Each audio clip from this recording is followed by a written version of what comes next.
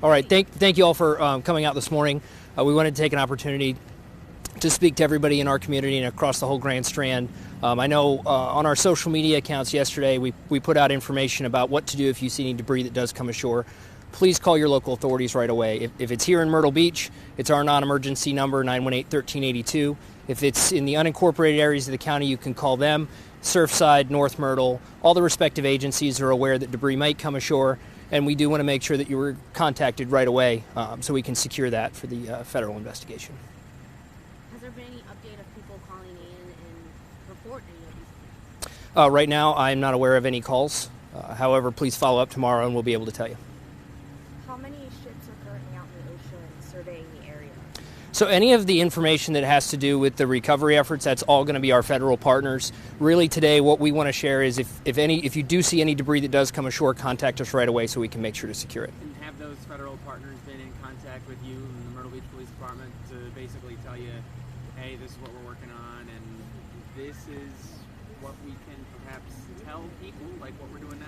Well, what I can tell you is that we have contact with our federal partners. Anything related to the recovery efforts is going to go through our federal partners. And again, our main concern right now is making sure that everybody knows that anything that does come ashore, contact us right away so that we can secure that. And officers on beach patrol no different. If they find something, they'll... Absolutely, yeah, absolutely. Will there be any punishment for anybody tampering with evidence? You know, rather than talk about that, what I'd like to say is contact us right away. I mean, this is obviously a federal investigation. We don't want to tamper with any evidence. We want to call law enforcement right away so that we can secure that and turn that over to the proper authority. Could you talk about how big the balloon is, like how much space it took up whenever it dropped to the ocean, if you know that information? Again, that's going to be something that goes through the federal authorities. Yeah. Myrtle Beach no stranger to things like this. The Jeep during the hurricane a couple years ago, the boat during the hurricane last year, now a balloon off our coast. It's something that kind of accustomed to, I hate to say. Well, you know, one thing about this area is we're very popular. We have a lot of people that come into town. For some reason, we also seem to have our fair share of strange things on the beach. But again, for this, just like those events, contact law enforcement right away. Anything on the beach that you see, for this one specifically, if it is a piece of evidence that may be involved in this federal investigation, we need to know right away so that we can secure it and get it to the authorities.